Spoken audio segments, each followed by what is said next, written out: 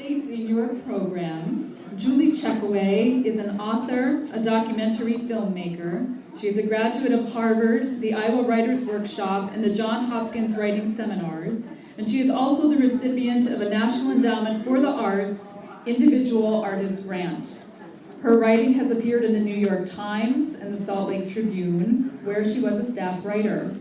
Her book, The 3-Year Swim Club, was long-listed for the 10 ESPN Award for Best Sports Writing and won the International Swimming Hall of Fame's Buck Dawson Award. Basically, Julie Checkoway is brilliant and amazing, but what the bio doesn't tell you is how charming and lovely she is. It has just been such a wonderful experience working with her for tonight. When I first started at the center, people would come in all the time asking for the 3-Year Swim Club. And I thought, oh, what is this 3-Year Swim Club? And of course, we had a copy in our library, and I read it. I fell in love with history. I fell in love with all of the characters, all these wonderful men and women in her book, and subsequently just fell in love with her research and her humility and her graciousness. It is such an honor to introduce Julie Checkoway. Please give her a round of applause.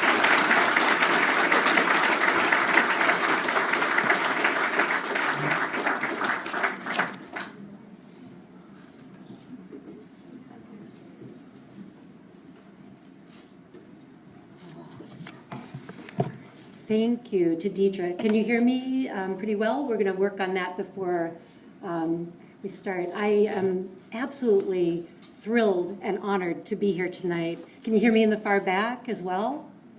Yes, good. I first want to thank Brian Moto and Deidre and Melanie Agravante and the board and staff of the Nisei Veterans Memorial Center for inviting me to be here with you tonight, and to the sponsors of the organization, all of the folks and attendees, all of you attendees who have made tonight possible, and also a special welcome and thank you to the swim families who are here in their dual roles as somehow connected to World War II and to the 100th and 442nd, and also to the kind of amazing and unbelievable story of the 3-Year Swim Club that came from this incredible place of which you are a part. I thought I would begin my remarks by answering a question that people always ask me, and even at dinner, people said, like, well, here's the question, how did you end up telling this story? Which meaning, how did you, Howley woman, and I get it, like, how did you, parentheses, Howley woman, from the mainland, like way far away, Massachusetts to start with, living in Salt Lake City, Jewish, never been to Japan, spent a little time in Hawaii, never on Maui, ever. Okay, what the heck were you thinking? And how did you come to this story? And what right the right thing we're going to talk about. Who did you think you were? And, there's several questions embedded in that. There are lots of ways of answering the question. How did I come to be interested in the story of the 3-Year Swim Club? How I came to write about it, what I came to love about it, and what I have to say about it to share with you tonight, to give it back to you in this community. It is your story. It is the story of your community. And I've been privileged to be able to research it and work on it and engage with it and get to know people. But my aim in being here tonight is to return that story to you. It is not mine. So in telling my story of how I came to it, I hope it's another way of handing it back to you. So how did a Howley woman from New England, who'd spent very little time in Hawaii at all, none on Maui, doesn't speak Pidgin very well, end up researching and writing a story like this? So there are lots of ways of understanding it. One would be to talk about this politically. There's a whole issue of cultural appropriation. How could I come and tell this story? So there's a way of talking about my engagement with this story as a political moment. There are ways of talking about this in terms of history. Who has the right to tell these stories and the privilege that I had and took in telling that story. But I want to share the personal pieces with you of what the story meant to me and why I engaged so intensely with it for so many years. It starts with kind of a funny story. I'm a writer by trade. I've been a writer since I was a little kid. I've written several books, not all very good. And they're all different. They've all been very different. And a writer's always on the lookout for a great story. Always. We're just hungry for them because that's what our lives are. We're just always looking for the next story to hear, the next story to tell, the best story to tell. And that's what was going on for me in 2008. I was working at the Salt Lake Tribune as a staff writer in between doing larger projects. And I had just finished making a documentary film. I'd never made a documentary film before. It was kind of a dumb thing to do. But I did it with my brother, and it was a really interesting experience. However, in making that film, I learned something really important, and that is be very careful about whom you choose as your subject to spend 8 years of your life with when you're writing a book or making a film. Because the fellow about whom I was making the film wasn't the best citizen. He wasn't the nicest, kindest person in the world. He was not much of a hero. He was kind of a narcissist. He was unpleasant to be around, and I would say largely disabled in terms of his morality. 8 years with him was a lot of time to spend, with someone who is not so pleasant. It's like bad dating extended, So it was one long bad date for 8 years. So as a writer, when you're moving on to the next story, you're thinking, I can do better this time. I have standards. I'll look for a better partner. Maybe he can dance. But I clearly did not want to spend time with someone who was so self-involved. I was looking to try to tell a story that possibly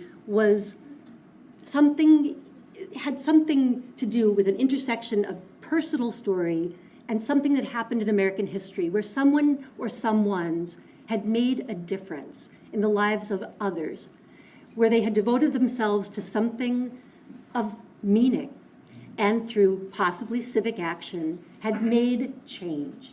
Now that's a tall order, but I felt those stories were possibly findable. In truth, finding those stories are a little bit harder than they sound. I went through all different iterations of other things to write about, and I won't go through them. But one day I was sitting at my desk at the Salt Lake Tribune when a phone call came in, and someone said to me, I heard this story about something that happened on Maui in the 1930s. I'm like, okay. And she explained the details, and she said, this happened, and the kids, and they were in the ditch, and they swam, and the coach, he didn't know how to swim, really, and then they went to the Olympics. Do you think it's true? And I was just dumbstruck. And I said to this person, I said, if that story is true, I want everything to do with it. I want to know everything about it. And why hasn't it been told before? Because it's so darn good. What is the story? So it really was also just tremendous intellectual curiosity, tremendous, I had to know how something like that could be true. Think about it. Kids on a plantation in abject poverty in Maui in the 30s, Japanese American, Filipino, going nowhere in the closed circuit of the plantation world. No real sights for them but to live again on the plantation, to work as their parents did. And they were given this opportunity, tremendous opportunity, which they could take or blow. In the case of some kids, they blew it. But a lot of the kids engaged so intensely in this with a coach who believed in them. And they went on ridiculously, impossibly, unbelievably, through hard work, over only 3 years to become Olympic swimmers. Now, they didn't go to the Olympics in 1940, but for me, that didn't matter. They were Olympians. This was what struck me as so outrageous. What in the rest of the world, when you look out today and you think about stories, you think about what you hear on the news, do you ever hear a story like this anymore? You don't. I don't think you do. And I'm going to talk about that a little bit later. So I was so taken by this because it was so outlandish. It was so mythical. And in fact, there was a lot of legend to the story, and there was a lot of work in trying to get past the legend and down into the facts, to talk to people, the children of the swimmers, to talk to the swimmers themselves. I came to Hawaii and I spent time, as much time as I could, and as much time as people would allow me to spend with them in their homes, talking story and listening and hearing people tell the details over and over again, and then asking, can you tell me a little bit more? Can you drop to a deeper level? And what did it feel like in the ditch when you were swimming? Oh, no one ever asked me that. So it was this process of slowly unpeeling the layers of detail and finding such richness. The other piece was putting together all of the things that people had collected over the years but were about to throw out. So I was fortunate in visiting with the kind families, including the Matsue's, that everyone handed to me with great generosity, a stranger, a haole woman who had no reason to be doing this, bags of things, boxes of things, say, oh, you take this back to the mainland, give it back to me later. It's, to a stranger. That generosity blew my mind. I would say to my husband, I don't understand why these people are doing this. Why would they trust me? I don't get it. And I just kept wide-eyed and I kept saying, are you sure you want me to take this? Are you sure it's okay for me to write about this? And I was struck again and again by the kindness. Now, I know there were times when people were thinking, I know what people were thinking, like she's going to really mess it up. And I continued to ask for the forgiveness of people like Lee Matsue, the families of all the families, the Hiroshi, Hiroshi, Kiyonakama, the Tsukano family. I would say to them, I'm going to mess it up. Please forgive me in advance. And that's something I say in the book. But I was determined, now that I was entrusted with this material, to try to do it some service, to the extent that I, in my limited way, could do that as an outsider. So I discovered, as you discover in reading the book or learning the story, that it was truly remarkable. I discovered in writing the book that the writing of it wasn't the only thing that was so, what's the word? I knew that the writing of it would be enriching. I knew that the writing of it and researching of it would be rewarding. But what I didn't know, and that's what I really want to share this evening, is the power that the story, once outside of my purview, inside a book and out into the world, could have. Because the story has a currency, not for me, but for others, and it makes meaning when it's out of my hands and into the world. And I wanted to explain that a little bit. I didn't expect people would show up tonight. I want to take a picture for my kids. I always forget that there's a visceral response to this story because it is really striking. It's a story of great human fortitude and devotedness and stubbornness and bullheadedness and bushido and lots of things and citizenship.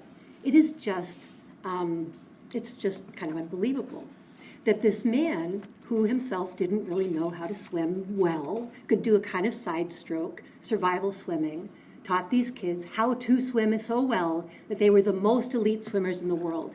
But more than that, what he did for them was to give them social and economic mobility, a way up and out of the plantation system, and a way into a life that their parents always wanted for them. So that was really striking. They had a future beyond the island. This was before the GI Bill, because the GI Bill, as you know, was another way up and out. But the 3-year swim club preceded that as your ticket out. That's what he had in mind. What he had done was nothing less than heroic, Soichi Sakamoto. And I found that experience, as I said, breathtaking and moving. And I was humbled by the stories. What I didn't anticipate, again, was that once the story was out, crazily wonderful and magical things would happen. For example, one, like the common thing that would happen is people would send me corrections, which I'm very grateful for. I get a lot of corrections. Maybe some of you have sent them to me. Keep them coming.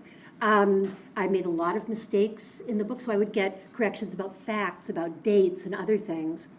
That has always been helpful. With regard, on the aside, to the diacritical marks and how they're all missing, I'll just say this.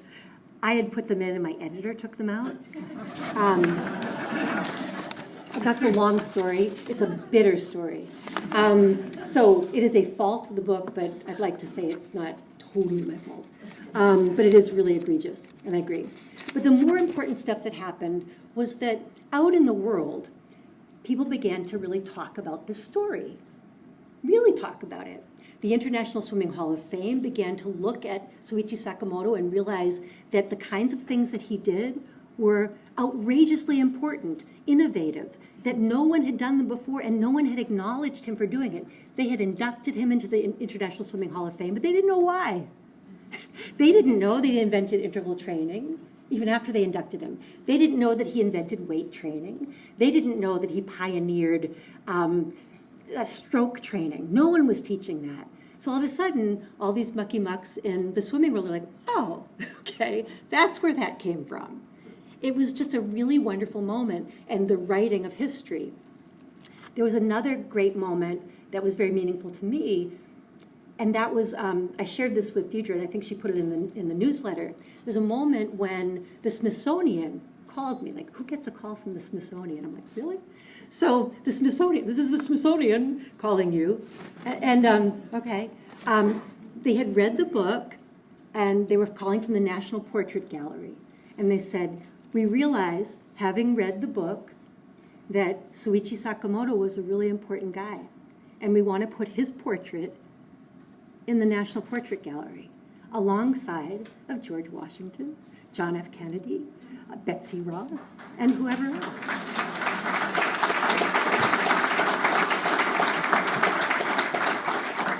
I know. So I lost it when that happened, because I never, ever expected that as a result of just diving deep into something that made me so happy, that something like that would happen, that he would be put into the right context in history, both in swimming history and American history. The mission of the National Portrait Gallery is to acquire and display portraits of men and women who have made a significant contribution to the history, development, and culture of the people of the United States. That's what he did. They get it. Now they get it. That was incredibly profound. That alone was profound. I also got many letters from some of you. Letters not with corrections, but with, wow, I didn't know that. You taught me that about my dad. I had no idea. And began correspondence with some people. I have a lot of correspondence going with people on the island. And that to me is very moving, that there were just moments of enlightenment and pleasure that other people could have from reading it, even if they weren't central characters in the book. Oh, my dad swam with Coach, or I swam with Coach in the 60s, or I swam, and then it was like that too. And we used the redwood boards, and just that kind of enthusiasm and reignition of the love of him and the pleasure of speaking of him in that experience. Not that he wasn't tough. The other thing that's really remarkable, and it's very tender to share, and that is that a certain kind of healing has remarkably come about as a result of the book being out.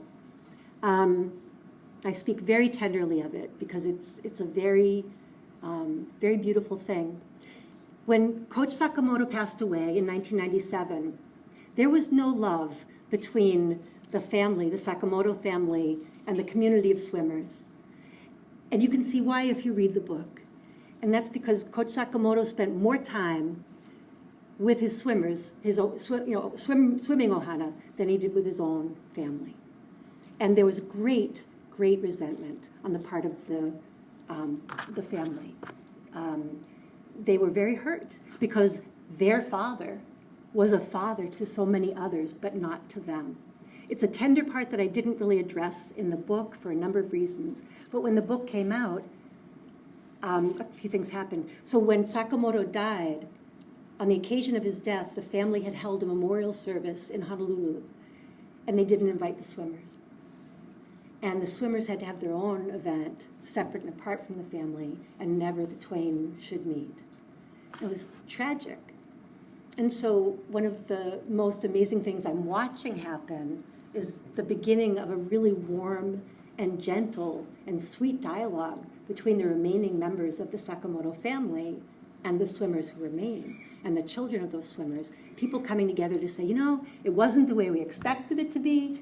He wasn't exactly what we thought he was, but he was something to you and he was something to me, and he was something. And each person can hold on to something. So that more than anything, by bringing this story to light, I could never have imagined that a familial moment or a community moment would have occurred. That was not my intention. That's the side effect of having dived down into the work and brought it up to the surface and given it away. That's the surprise. That's the power of storytelling. That's the power of stories. That's why we tell stories. They have a reparative and benevolent function. They're not all just diverting. If we can focus on stories that matter, like the stories at the center is preserving about the vets, then we have a possibility of doing reparations of a kind we can't even imagine before we do them.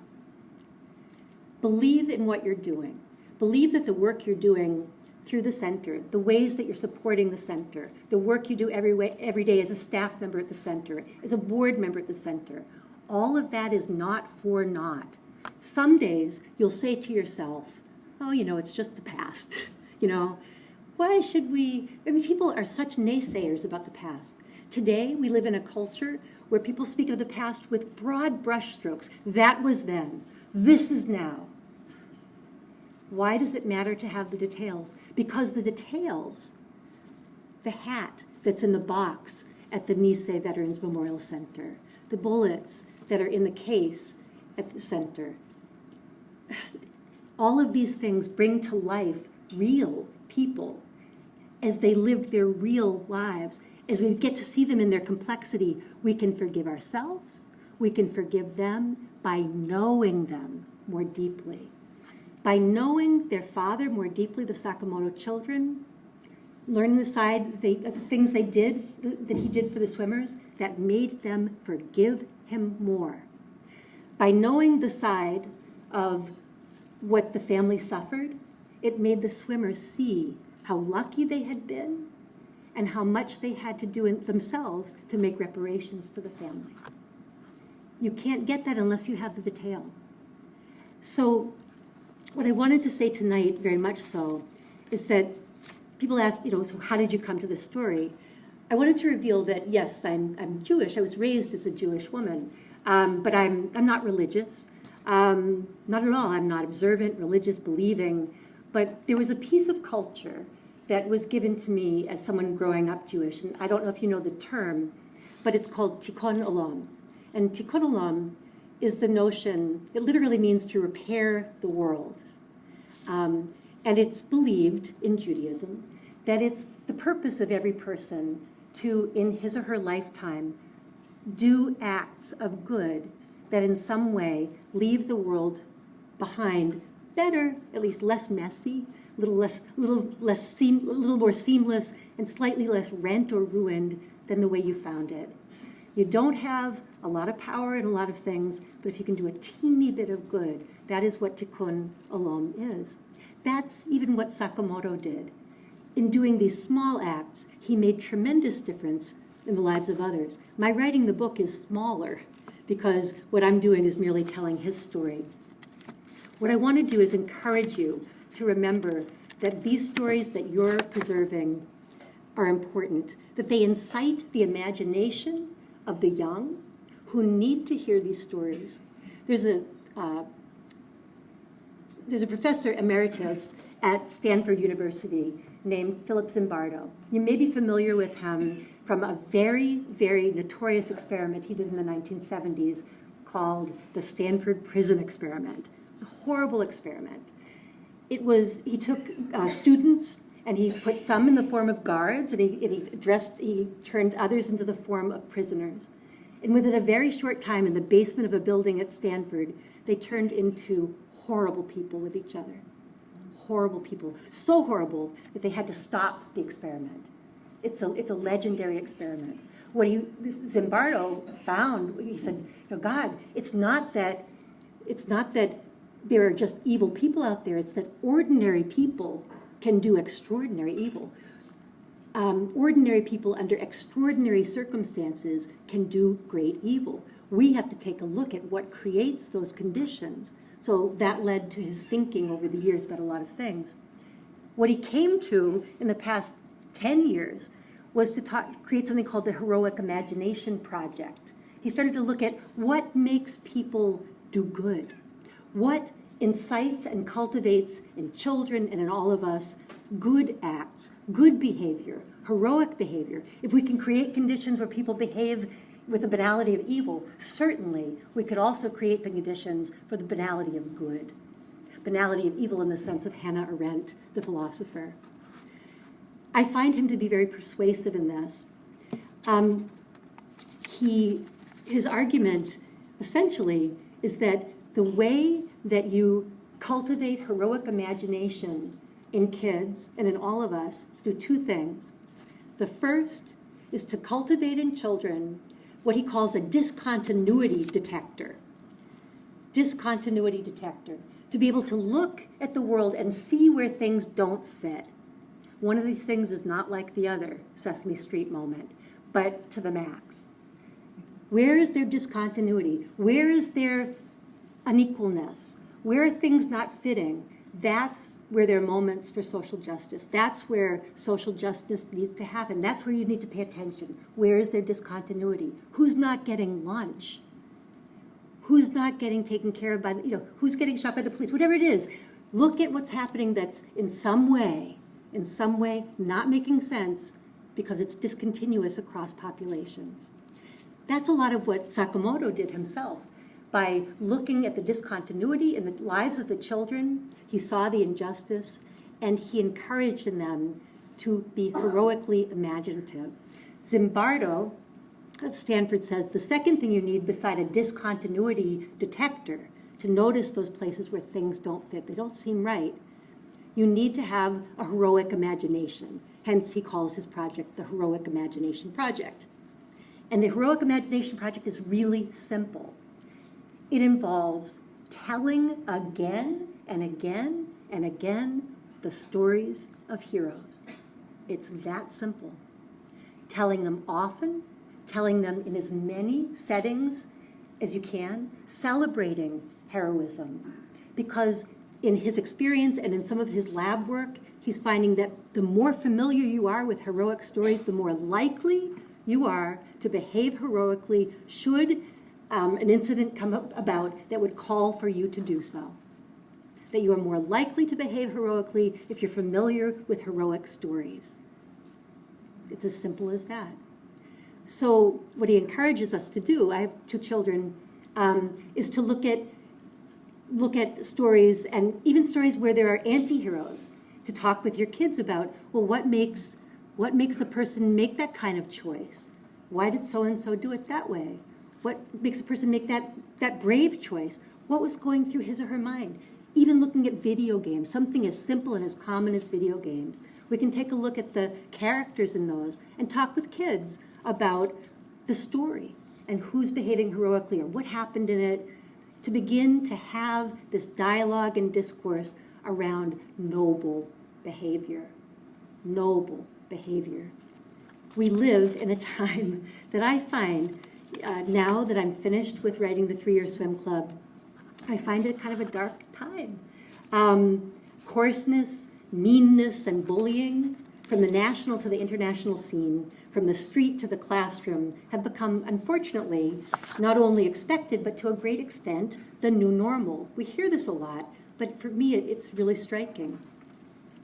And I think one of the answers to this is to do what Zimbardo suggests. And I want to applaud all of you here tonight for doing just that, for supporting the Nisei Veterans Memorial Center, which is itself celebrating and treasuring heroic work. You are continuing to propagate for another generation heroic imagination. Only by doing so do you make it even possible for heroism to continue in the generations that follow. I salute you, I honor you, and I thank you for your work, and I thank you for your listening tonight. Great work. Keep on doing it.